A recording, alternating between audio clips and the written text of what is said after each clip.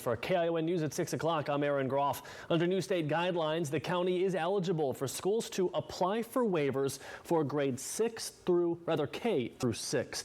The adjusted case rate for counties has to be under 25 per 100,000 people. You see here Santa Cruz at just 18.8. KION's Jonathan Saravia spoke with the local teachers union, who says they should be getting the vaccine before this happens. Hey, John.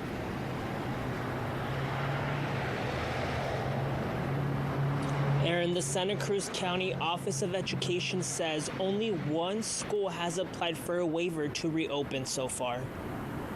And I am of the firm belief that we can safely get back our children, youngest children, get them back safely into schools in small cohorts. For all students to return, the Greater Santa Cruz Federation of Teachers says they need to make sure there's adequate ventilation, PPE, and of course, vaccinations. Our main ask has been that school staff, not just teachers, but all the school staff, be vaccinated before we have hybrid instruction. The Santa Cruz Office of Education has been working with Dominican Hospital in getting some of their employees vaccinated. Casey says that starting today, the majority of their kindergarten teachers have appointments for the vaccine. Their goal is to reopen with kindergarten and then move up to the next grade level. So we'd like to move up first grade, second grade, third grade, because we think it's especially important that the little guys get in there. They're the ones who really, are having a hard time on, distance learning, computer learning. And so we're hoping to bring them back. She also mentioned the possibility of a distance learning academy for students whose parents do not want them to return and for vulnerable teachers. She says principals are beginning to talk with teachers about a plan.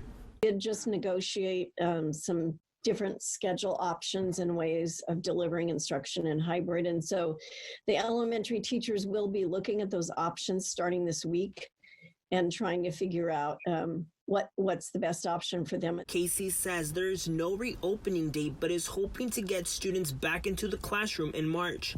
But she says it's important for younger students to return. Educating our students, especially our younger students, is so critical. And this shows like never before the value of having a real live teacher with a student.